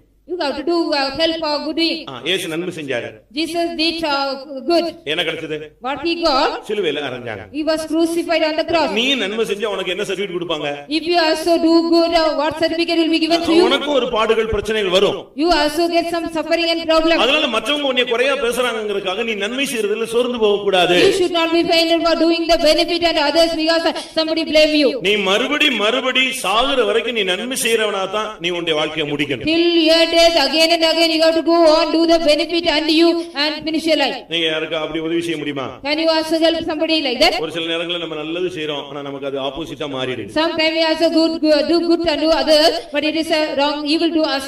அவங்க அத தவறா விளங்கி எடுத்துக்கறாங்க. They also understand wrongly and consider it. நான் ஒரு தாய்க்கு உதவி செய்தேன். I helped a mother. விக்க முடியாத ஒரு இடத்துக்காக என்கிட்ட வந்தாங்க. She came to me for the plot she couldn't sell. அந்த இடத்துல விக்க முடியாது. She couldn't even sell that place. அந்த இடத்துல மத்தவங்க எல்லாம் குடிசை போட்டு கரண்ட் எடுத்து வீடு கட்டி உட்கார்ந்துட்டாங்க எல்லாரும். All the other people they also built houses and they got to current and they were dwelling there. அத மீட்டு தாங்கன்னு கேட்டாங்க. She asked to redeem that land to me. நானும் அதுக்கு ட்ரை பண்ணி ஒரு தடவை வச்சு எல்லா ஏற்பாடும் பண்ணிட்டேன். I also tried further with one man, I helped everything. அவங்க கடைசில எனக்கு ஆப்போசிட்டா வந்துட்டாங்க. Finally she came against me. அவங்க எந்த ஆவி அப்படி பிடிச்சதோ தெரியல. I do not know what kind of spirit got her. அவங்க பாஸ்டர் சேர்ந்து தான் இதுல ஏதோ பண்ணிட்டாரு. She said with pastor also included in this matter and did something. எனக்கு 2 லட்சம் தான் கொடுத்தாங்க. Only 2 lakhs was given to me. அது 11 லட்சத்துக்கு வித்துட்டாங்கன்னு சொல்லி. It was sold for 11 lakhs, she said. அநியாயமான ஒரு குற்றச்சாட்டு. Unrighteously she blamed me. நான் ட்ரான்ஸ்ஃபர் ஆகி வந்துட்டேன். I transferred and came. அவங்க வந்து ஒரு முஸ்லிம் கல்யாணம் கட்டிட்டாங்க. She married a Muslim man. அந்த ஆளு செத்து போயிட்டான். That man died. இவங்க போய் ஒரு முஸ்லிம் ரவுடியை கூப்பிட்டு எனக்கு ஃபோன் பண்ண வைக்கிறாங்க. She called a Muslim rowdy and asked him to rang up to me. நான் என்னவோ காசை மொத்தமா தூக்கிட்டு வந்தேன். Because I have taken all the money totally. திருப்பி அவனுக்கு விளக்கம் கொடுத்தேன். Already I gave explanation to him. இங்க வந்துட்ட பிறகு நான் ஒரு கன்வென்ஷனுக்கு போயிருந்தேன். After I came here, I went for a convention day. Human ரைட்ஸ்ல இருந்து எனக்கு ஃபோன் வருது. From the human rights department, I got a phone call. நீங்க ஹியூமன் ரைட்ஸ்ல வந்து ஆஜராகுங்க. You have to come and report you at the human rights department. அவன் ஒரு 10 நிமிஷம் விளக்கம் கொடுத்தவனே அவன் போனை வச்சிட்டான். I gave the explanation for 10 minutes to him. He kept the phone. இது நன்மை செய்தல வந்து உதவி செஞ்சது என்ன செஞ்சது? உபத்திரம் வந்து சேர்ந்தது. Because of the benefit I do unto the her, I got this evil. ஆனாலும் இன்னைக்கு நமக்கு புத்தி மாற மாட்டேங்குது. Even today my knowledge is not changing. திருப்பி நம்ம என்ன செய்றோம்? உதவி. Again and again we are doing the help. நாம் நன்மை செய்தல சோர்ந்து போவே. We should not be fainted for doing good. நீங்க உங்க சொந்தக்காரங்களுக்கு எவ்வளவு உதவி செய்யுங்க? How much help you are doing to your relatives? அவன் அத பெருசாவே எடுக்க மாட்டான். You will not இன்னும் நீ take it செய்யணும்னு தான் எதிர்பார்த்துட்டே You will இருப்பான். just expecting more you have to do unto him. நீங்க இந்த விஷயத்துல நீங்க சோர்ந்து போக கூடாது. In this matter you should not be fainted. எவ்வளவோ நன்மை செஞ்சேன்னு சொல்லாதீங்க. செஞ்சதுக்கெல்லாம் கர்த்தர் பலன் தருவார். But you don't say I have done so much of good benefit. அதனால நன்மை செய்கிறதுல நீங்க சோர்ந்து போக கூடாது. So in the matter of doing well doing you should not be fainted. நற்கிரியை செய்வதில நீங்க சோர்ந்து போக கூடாது. Doing good and others you should not be fainted. என்ன ஒரு சிலர் உபத்திரம் வந்துட்டு அப்படியே சோர்ந்துருவாங்க. Some other people when they get a tribulation they will be fainted. எபேசியர் 3:13. Ephesians 3:13. உபத்திரங்களிலே நீங்கள் சோர்ந்து போகாதீர்கள். In the tribulation you should not be fainted. இயேசு தெளிவா சொன்னார், உலகத்துல உங்களுக்கு உபத்திரமும் உண்டு. Jesus said clearly you are having the tribulation in the world. நீ உலகத்துல உனக்கு உபத்திரம் உண்டு. In the world you are having tribulation. பரலோகத்துல போற பாதையில ஒரு உபத்திரம் வந்து ஒரு ஏரியா அது. In the path of the path through heaven there's a portion that is tribulation. அப்போஸ்தலர் நடபடிகளில் சொல்லிருக்கு, अनेक உபத்திரங்கள் வழியாக நீங்கள் தேவனுடைய ராஜ்யத்தில் பிரவேசிக்க வேண்டும். Acts of Apostles that through much tribulation you have to enter into the kingdom of heaven. உபத்திரவத்துல நீ பொறுமையா இருந்து தெய்வீக சுபாவத்தை நீ வெளிப்படுத்தும்படியாக கர்த்தர் இந்த பாதையிலே உன்னை கொண்டு போகிறார். The Lord is taking through this path during the tribulation you should be patient and reveal your good character. கடைசியாக மார்க் 8:3 படி According to Mark 8:3 finally வழியிலே சோர்ந்து போவார்கள். on the way they will be fainted. அதனால அவங்களுக்கு சாப்பாடு கொடுத்து அனுப்புங்கன்னு இயேசு சொன்னார். So then Jesus said you have to give them, feed them and send them. இந்த விசுவாச வழியில பாதையில நீ சோர்ந்து போயிர கூடாது. On the way of this faith you should not be fainted. இந்த பரிசுத்த வழியில நீ சோர்ந்து போயிர On the கூடாது. way of this holiness you should not be fainted. இந்த பிரதிஷ்டையின் வழியில நீ சோர்ந்து போக On the கூடாது. way of this consecration you should not be fainted. இந்த சத்தியத்துல நீ சோர்ந்து போயிர On கூடாது. this truth you should not be fainted. இந்த வழி ஒரு ராஜபாதை. This way is a royal path. இது உன்னை சிங்காசனத்துக்கு கொண்டு போகக்கூடிய ஒரு பாதை. This is the path it will take you to that throne. இந்த பாதையில நீ சோர்ந்து போயிர கூடாது. In this path you should not be fainted at all. வாழ்க்கையில எத்தனை பேர் சோர்ந்து போன நிலவரத்துல இந்த காலை வேளையில கர்த்தருடைய சன்னிதானத்துக்கு How வந்திருக்கீங்க? many of you have fainted in your life, being fainted and come in the presence of God today morning? மனுஷன் அடிச்சதுக்காக தெய்வம் அடிச்சதுக்காக சோர்ந்து போயிட்டியா? Have you also fainted because a man has beaten you or the Lord has beaten you? தேவனோ மனிதனோ உன்னை கடிந்து கொண்டதுக்காக நீ சோர்ந்து போனாயா? Have you also fainted because man or God has rebuked you? எதிர்பாராத ஒரு நிகழ்ச்சி உன்னை சோர்ந்து போக வைத்து விட்டதா? An unexpected incident made you to faint. என்றைக்கோ யாரோ பேசின வார்த்தை இன்னும் உன் மனதில் இருந்து உன்னை சோர்ந்து போக வைக்கிறதா? The word which somebody has spoken someday, whether still it is being in your heart, make you faint. அவங்க என்ன நேசிக்கல, இவங்க என்ன நேசிக்கல, அவங்க வெறுத்துட்டாங்க, என்னை விட்டுட்டாங்க, இதனால நீ சோர்ந்து போயிட்டியா? Because of that, they have not loved me, they have forsaken me. Because of that, are you fainted? நான் ஜெபிச்சு பார்த்தேன், எனக்கு ஒண்ணுமே ஆகலன்னு சோர்ந்து போயிட்டியா? After I was going on praying and nothing happened to me, are you fainted for that? எவ்வளவோ நான் நன்மை செஞ்சேன், ஆனா யாருமே அத நன்மையை எடுத்துக்கல, எனக்கு தீமை தான் செஞ்சாங்க அப்படின்னு சோர்ந்து போயிட்டியா? Are you also fainted? I have done so much of benefit on them, they have not taken as a good thing, but they done evil to me. எவ்வளவோ நற்கிரியை செய்தேன், ஆனால் அதுக்கெல்லாம் எனக்கு நிந்தைகளும் அவமானங்களும் தான் பதிலா வந்ததுன்னு சோர்ந்து போய் விட்டாயா? Are you also fainted because I have done so much of good deed, but only I got the reproach and shame to me? உபத்திரவங்களில் சோர்ந்து போனீர்களோ? Are you also fainted in the tribulation? கர்த்தர் நடத்துற பாதையில நீங்கள் சில நேரங்களில் சோர்ந்து போனீர்களோ? Sometimes are you also fainted in the path which the Lord leads you? ஏதோ சொப்பன தரிசனங்கள் கண்டு சோர்ந்து போய் விட்டீர்களா? After having the vision and dream, how is fainted? கர்த்தர் இந்த காலை வேளையில சோர்ந்து போகிறவனுக்கு பலன் கொடுக்கும்படியாய் நம்முடைய மத்தியிலே வந்திருக்கிறார். The Lord has come in our midst to them those are fainted to give might. ஏசாயா 40 40 அதிகாரம் 28, 29, 30, 31 வசனங்களை பார்க்கும் பொழுது Isaiah 40, 28, 29, 30, 31. பூமியின் கடையாந்திரங்களை சிருஷ்டித்த தேவன் சோர்ந்து போவதில்லை. The Lord who created the ends of the world will not be fainted at all. இளைஞர்கள் சோர்ந்து போவார்கள். The youth will be fainted. ஆனால் கர்த்தருக்கு காத்திருக்கிறவர்களோ சோர்ந்து போவதில்லை. But those who waited for the Lord will not be fainted at all. அப்படி ஒருவன் சோர்ந்து போனால் அவனுக்கு அவர் பலன் கொடுக்கிறார். If any man fainted like that, he gives might unto him. ஒரு ஊழியக்காரன்கிறவன் எந்த சூழ்நிலையிலும் நான் இப்ப சொன்ன ஒரு 11 பாயிண்ட் சொல்லிருப்பேன் நினைக்கிறேன். இந்த எந்த காரியத்திலும் ஒரு ஊழியக்காரன் சோர்ந்து போக மாட்டான், சோர்ந்து போக கூடாது. சோர்ந்து போனால் அவன் ஊழியன் அல்ல. A servant of God should not be fainted. The matter which I have said 11, he should not be fainted. If he fainted, he is not a servant of God at all. 2 கொரிந்தியர் 4:1 இல்லாவிட்டால் 16 இந்த வசனங்களை பார்க்கும் பொழுது இப்படிப்பட்ட ஊழியங்களை பெற்ற நாங்கள் சோர்ந்து போகிறது இல்லை. 2 Corinthians 4:16 such kind of ministry we have received, we never be fainted. ஊழியக்காரன் இந்த எந்த காரியத்திலும் சோர்ந்து போக கூடாது. The servant of God should not be fainted in any matter of this. கர்த்தர் அடிச்சதனால சோர்ந்து போக கூடாது. We should not be fainted because the Lord has beaten you. பரிசுத்தவான்கள் கடிந்து கொண்டதனால சோர்ந்து போக கூடாது. Because of the sin they have rebuked, we should not be fainted. யாரோ சொன்ன வார்த்தைக்காக சோர்ந்து போக We should கூடாது. not be fainted because somebody said the word. மனித விசுவாசிகள் நேசிக்கலன்னு சோர்ந்து போக கூடாது. Because the believers they do not love, you should not be fainted. நீ விசுவாசிகளுக்கு நன்மை தான் செய்வ, ஆனா அவன் நன்மையை எடுத்துக்க மாட்டான். ஆனாலும் நீ சோர்ந்து போக கூடாது. Even though you will be doing good and the believers they will not take it as good, but you should not be fainted. இந்த பாதை கண்ணீரின் பாதை. This path is the path of tears. ஒரு ஊழியக்காரன் இதுல சோர்ந்து போக கூடாது. A servant of God should not be fainted in that. எத்தனை பேர் இன்றைக்கு ஆண்டவருடைய சமூகத்திலே சோர்ந்து போனவர்களாய் வந்தீர்கள்? கர்த்தர் உங்களை இன்றைக்கு பலப்படுத்த போகிறார். Today the Lord is going to strengthen you. How many of you come in the presence of God the fainted nature? நம்முடைய தேவன் சோர்ந்து போகாத தேவன். Our Lord is not a Lord of weary. நாம் இடைவிடாமல் ஆராதிக்கிற தேவன் சோர்ந்து போகாத தேவன். The Lord when we worship us ceaselessly, he is never be fainted. நாம் இம்மட்டுமாய் பின்பற்றி வந்த தேவன் ஒரு காலம் சோர்ந்து போகாத. The Lord we follow so far, he will not be fainted ever. இஸ்ரவேலை காக்கிறவரும் இல்லை, தூங்குவதும் இல்லை. The Lord who keeps the Israel will neither slumber nor sleep. எல்லாரும் கண்களை மூடுவோமாக. Let us all close our eyes. நீங்கள் எத்தனை பேர் சோர்ந்த நிலவரத்தில் இருக்கிறீர்களோ அத்தனை பேரும் தாழ்த்தி ஒப்புக்கொடுங்கள். கர்த்தர் சோர்ந்து போகிறவனுக்கு பலன் கொடுக்கும்படியாக வந்திருக்கிறார். The Lord has come to give them those who are fainted the might. Those who come here with a fainted nature, commit yourself and surrender yourself in the hands of the Lord. எந்த சூழ்நிலையிலும் நான் சோர்ந்து போக மாட்டேன் என்று ஒரு பிரதிஷ்டையோடு நீங்கள் எழும்பி செல்ல வேண்டும். You have to stand up and go with a great decision or determination, whatever the occasion. யார் என்ன சொன்னாலும் நான் சோர்ந்து போக மாட்டேன். Anybody say anything, I will not be fainted. எந்த சூழ்நிலை மாறினாலும் நான் சோர்ந்து போக மாட்டேன். Whatever say maybe the circumstances change, I will not be fainted. என்ன நடந்தாலும் நான் சோர்ந்து போக மாட்டேன். Whatever may happen, I will not be fainted.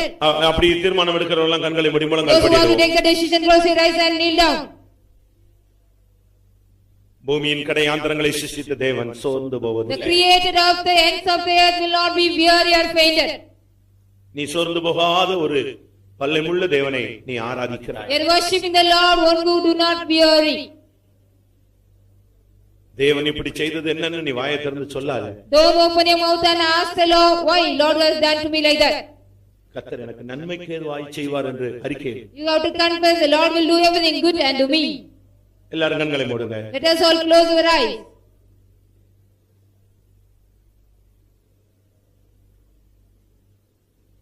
நான் இப்பொழுது கேட்ட வசனத்தின்படி சில வார்த்தை நிமித்தம்,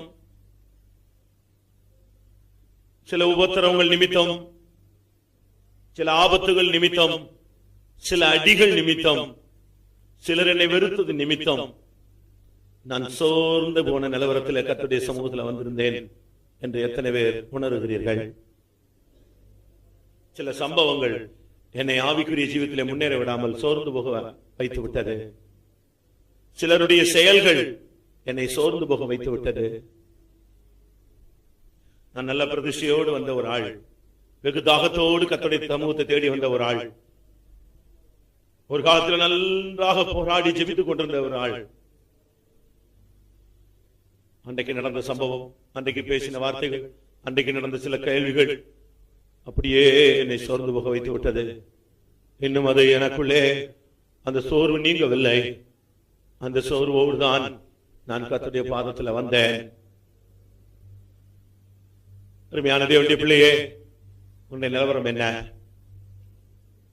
இன்னும் பதில் கொடுக்காதனால், இன்னும் கர்த்தர் கிரியை செய்யாதபடினால் நீ சோர்ந்து போய்விட்டாயோ? உண்மையாய் உள்ளத்தின் ஆழத்துல நான் சோர்ந்து போன நிலவரத்தில் வந்தேன்னு சொல்றவங்க யாராவது இருந்தா கைகளை உயர்த்துங்கள். உங்களுக்காக நாங்கள் இப்பொழுது ஜெபிக்க போகிறோம். சில சம்பவங்கள், சில சூழ்நிலைகள், சில வார்த்தைகள், சில காரியங்கள் என்னை அப்படியே முடங்கி போக வைத்து விட்டது. அது வியாதி வரைக்கும் என்னை தள்ளிக்கொண்டு போய்விட்டது. ஓ, சோர்ந்து போகிறவனுக்கு பலன் கொடுக்கிற தெய்வம் வந்திருக்கிறார். சத்துவம் இல்லாதவனுக்கு சத்துவத்தை பெருக பண்ணுகிற தேவன் வந்திருக்கிறார். உலக மனுஷன் சோர்ந்து போவான், கர்த்தருக்கு காத்திருக்கிறவர்களோ புதுபலன் அடைந்த சட்டைகளை அடித்து உயர எழும்புவார்கள். ஆமென். அவர்கள் சோர்ந்து போகிறதில்லை, இளைப்படைந்து போகிறதில்லை. அவர்கள் தேவன் ஒருபோதும் சோர்ந்து போக மாட்டார்.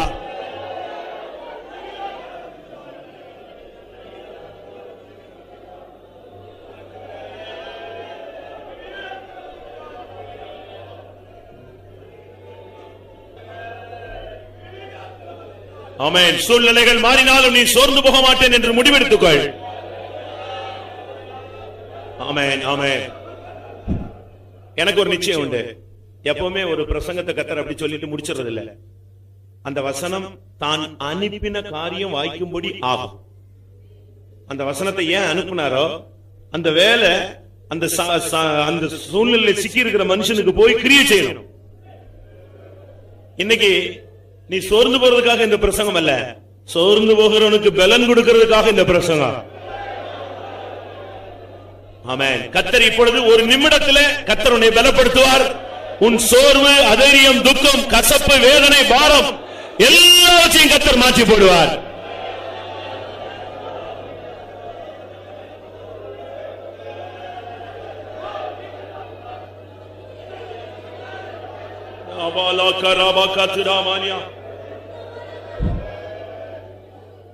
நான் மறுபடியும் கேட்கிறேன், உண்மையாய் என்றைக்கோ உள்ள ஒரு காரியத்துல இல்ல இந்த வசனத்தின்படி உள்ள ஏதோ ஒரு சம்பவத்தினால உண்மையாய் நான் சோர்ந்து போய்விட்டேன், என் ஜெபம் குறைந்து போய்விட்டது, என் பிரதிஷ்டை நஷ்டப்பட்டு விட்டது, என் ஆத்மாவில் ஒரு பெரிய அங்கலாய்ப்பு, எனக்குள்ள ஐக்கியம் போய்விட்டது, உண்மையாகவே தேவ சமூகத்தில் நிற்கிற காரியங்களை நான் குறைத்து விட்டேன், நானே என்னைத்தானே நொந்து கொண்டு நான் என்னையே ஒதுங்கி நான் போய்விட்டேன், அப்படி சொல்றவங்களுக்காகத்தான் கர்த்தர் இந்த காலவெளியில பேசினார்.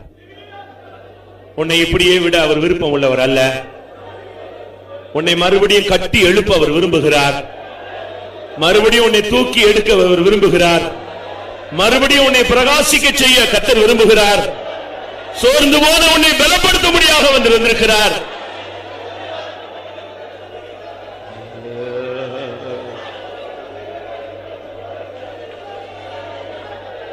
சோர்ந்திடும் உள்ளங்கள் உணர்வடைய, மாய்ந்திடும் சரீரங்கள் உயிரடைய,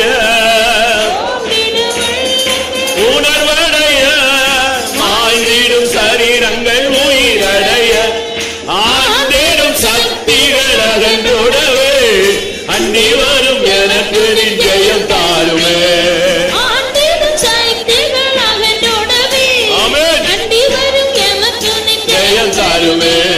சோர்ந்திடும் உள்ளங்கள் உணர்வடைய, மாய்ந்திடும் சரீரங்கள் உயிரடைய, சோர்ந்திடும் உள்ளங்கள் உணர்வடைய, மாய்ந்திடும் சரீரங்கள் உயிரடைய, ஆண்டிடும் சக்திகள் அவனோடவே, அவனோடவே இவரும் எமக்கு ஜெயம் தருமே, ஆண்டிடும் சக்திகள் அவனோடவே, இவரும் எமக்கு ஜெயம் தருமே.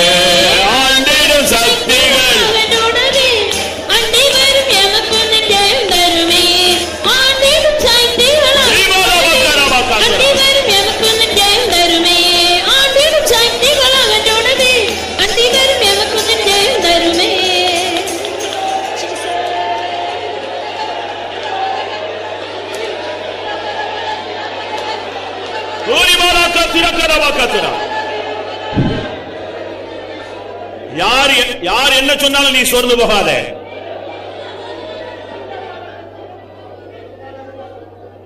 ஒரு மனிதனை இயேசு குணமாக்கினார். அவன் எழுந்து புறப்பட்டு போய் கொண்டிருந்தான். எல்லாரும் வந்து அவனை தடுத்தார்கள். ஏன் இப்படி செஞ்ச? ஏன் இப்படி? உனக்கு எப்படி ஆயிடுச்சு? என்ன நடந்துச்சு? அவன் சொன்னா, என்னை குணமாக்கினவர் நீ போன்னு சொன்னார், நான் போகிறேன். மனுஷன் சொன்னா, அவன் சொன்னா, இவன் சொன்னா, நீ துக்கப்படாத. கர்த்தர் உன் பட்சத்தில் இருக்கிறார். கர்த்தர் உன்னோடு இருக்கிறார். உன்னை அழைத்த தேவனோடு இருக்கிறார். யார் என்ன சொன்னாலும் நீ சோர்ந்து போகாத.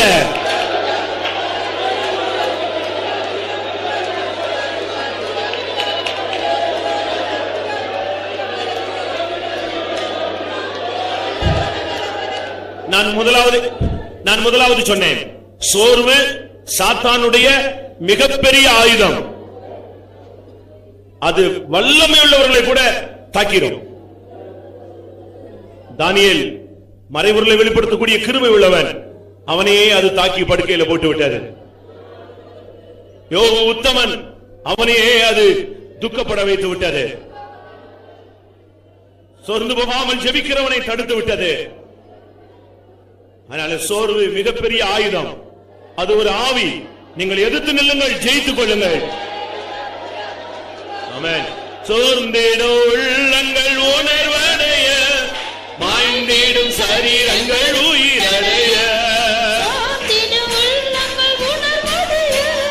மாய்ந்திடும் சரீரங்கள் உயிரடைய, ஆண்டிடும் சக்திகள் அலங்கோடவே.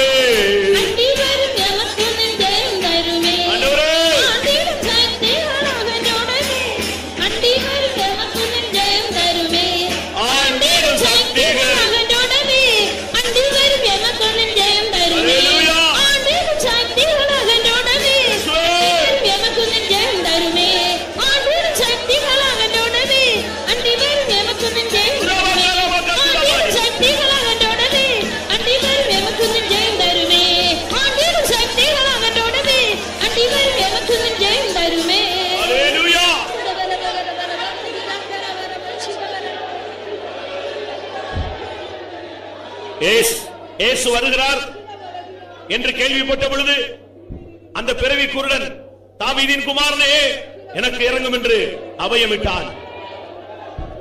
எல்லாரும் சொன்னார்கள், சத்தம் போடாதே. எல்லாரும் சொன்னாங்க, சத்தம் போடாதே. அவன் அப்படி சோர்ந்து போகவில்லை. இவன் என்ன சொல்லி என்ன பிரயோஜனம்? பின்னும் சத்தமாய், தாவீதின் குமாரனே எனக்கு இறங்கும் என்று கூப்பிட்டான்.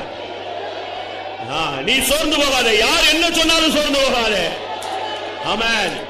உம்மாலே நான் ஒரு மதிலை தாண்டுவேன் என்று சொல். நான் சோர்ந்து போகவே மாட்டேன். என் தேவன் சோர்ந்து போகாத தேவன். ஹல்லேலூயா, ஹல்லேலூயா, ஹல்லேலூயா.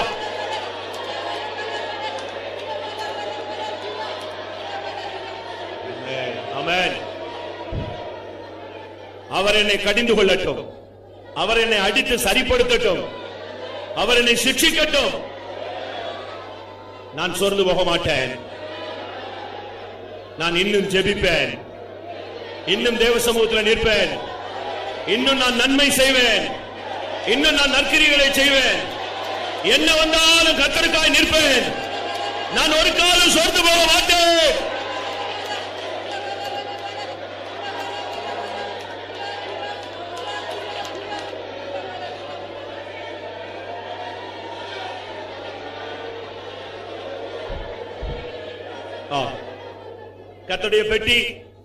கர்த்தருடைய பெட்டி தாவீதின் நகரத்துக்கு வரும் பொழுது தாவீது ஆடினான், பாடினான், குதித்தான், நடனமாடினான். அவன் மனைவி சொன்னா, ஏன் இப்படி குதிக்கத்தான் செய்யணுமா? ஏன் இப்படித்தான் ஆடணுமா? இஸ்ரவேலின் ராஜா ஒரு துண்டை கட்டிக்கிட்டு இவ்வளவு கேவலமா செய்யணுமா? அவன் சொன்னான், நான் ஆடு மேய்ச்ச ஆளு, கர்த்தர் என்னை ராஜாவா மாத்தினார். உன் தகப்பனை தள்ளிட்டு என்னை ராஜாவா மாற்றினார். நான் நீசன், கர்த்தர் என்னை ராஜாவாய் மாற்றினார். நான் இன்னும் துதிப்பேன், இன்னும் நான் ஆடுவேன், பாடுவேன், நான் ஆண்டவரை மகிமைப்படுத்துவேன், நான் சோர்ந்து போகவே மாட்டேன். ஹல்லேலூயா, ஹல்லேலூயா, ஹல்லேலூயா.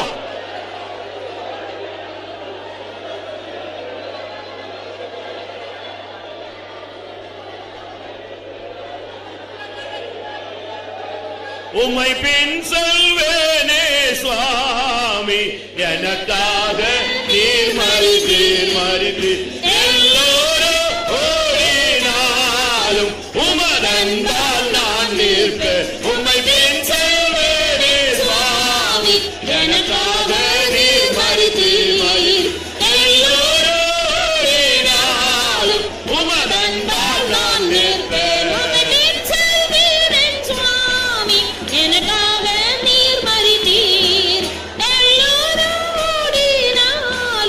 உமதன்பால்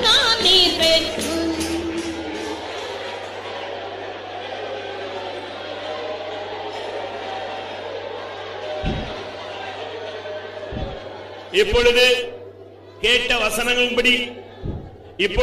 வசனங்களின்படி அல்லாமல் இன்னும் வேறு பல சம்பவங்களும் என்னை நெருங்கி வந்தாலும் நான் சோர்ந்து போக மாட்டேன்.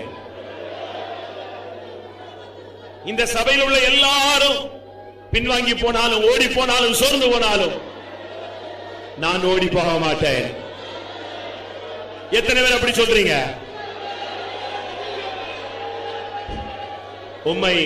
உம்மை பின் செல்வேனே சுவாமி, எனக்காய் நீர் மரித்து எல்லாரும் ஓடினாலும் உமது அன்பால் நான் நிற்பேன். சோர்ந்து போகாமல் நிற்பேன். கடைசி வரை நிற்பேன். என் ஜீவன் என்னை விட்டு பிரிய வரை நிற்பேன். உம்மை பின் செல்வேனே சுவாமி, எனக்காக நீர் மரித்து எல்லோரோடினாலும் உமது அன்பால் நான் நிற்பேன். உம்மை பின் செல்வேனே சுவாமி, எனக்காக நீர் மரித்து. தைரியமா சொல்லுங்க.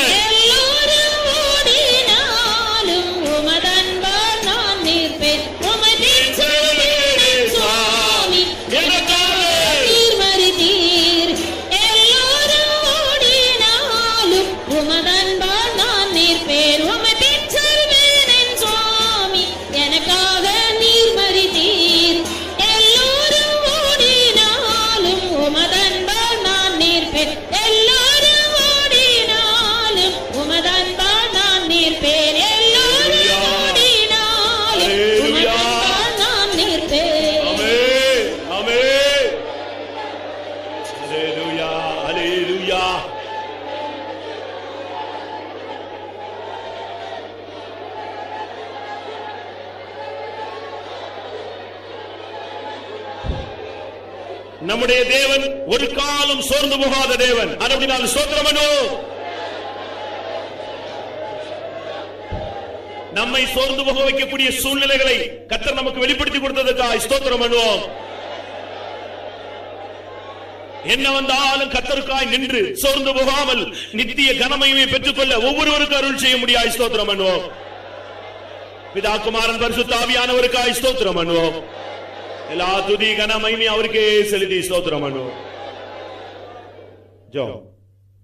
அன்பு இரக்கமும் பரிசுத்தமும் உள்ள பிதாவே, நாங்களும் துதிக்கிறோம், ஸ்தோத்திரிக்கிறோம். ஆண்டவரே, இந்த காலை ஆராதனையில் கர்த்தர் தாமே மாட்சிமையோடு வல்லமையோடு மகிமையோடு இறங்கி வந்து இந்த ஆராதனையை நடத்தி தந்தபடினாலும் நாங்களும் துதிக்கிறோம். ஆண்டவரே, தெய்வ சமூகத்தில் கொண்டு வந்ததான ஒவ்வொருவரையும் கர்த்தருடைய வார்த்தைகளினால் நீ ஆற்றி தேற்றி கொண்டிருந்தபடினால் உங்களுக்கு நன்றியோட ஸ்தோத்திரம். ஆண்டவரே, சோர்வோடு, பாரத்தோடு, பிரச்சனையோடு, கண்ணீரோடு, கஷ்டத்தோடு, துன்பங்களோடு தெய்வ சமூகத்தில் வந்தவர்கள் எல்லாவரையும் ஆண்டவரே உம்முடைய வார்த்தையினால் நீ தேற்றி ஆற்றினதுக்காக நமக்கு நன்றியோடு ஸ்துதிக்கிறோம். ஆண்டவரே, உம்முடைய வார்த்தைகள் கேட்டு அதன் பிரகாரம் ஜீவிக்கிறதுக்கான ஒரு அபிஷேகம் கிருபை நீர் ஒவ்வொருவருக்கும் நீர் கட்டளையிடும்படியாக வேண்டிக் கொள்றோம். சோர்ந்து போகிறவனுக்கு பலனை கொடுக்கிற தேவன் ஆண்டவரே, நீர் எங்களிடமத்தை உலாவி ஒவ்வொருவரை பலப்படுத்திக் கொண்டிருந்தபடினால ஸ்தோத்திரம். ஆண்டவரே, எல்லா விதமான சோர்வுகளிலிருந்து ஜனங்களை விடுதலையாக்கி ஆண்டவரே கர்த்தர் வரும்போது உம்முடைய வாசகரை காணப்படத்தக்கதாக நீர் ஒவ்வொருவரையும் நீர் தகுதிப்படுத்த வேண்டும் என்று வேண்டிக் கொள்றோம். மீதியான நேரங்கள் எல்லாம் நீர் எங்களோடு கூட ஜெயத்தோட நடத்தும். இயேசுவின் நாமத்தில் கேட்கிறோம் நல்ல பிதாவே. ஆமென். நம்முடைய கர்த்தராகிய இயேசு கிறிஸ்துவின் கிருபையும் பிதாவாகிய தேவனுடைய அன்பும் பரிசுத்த ஆவியின் ஐக்கியமும் நம் அனைவரும் சகல பரிசுத்தவான்களுடன் கர்த்தராகிய இயேசு மகிமையிலே வெளிப்படும் மட்டும் இருப்பதாக. அல்லேலூயா, அல்லேலூயா, அல்லேலூயா.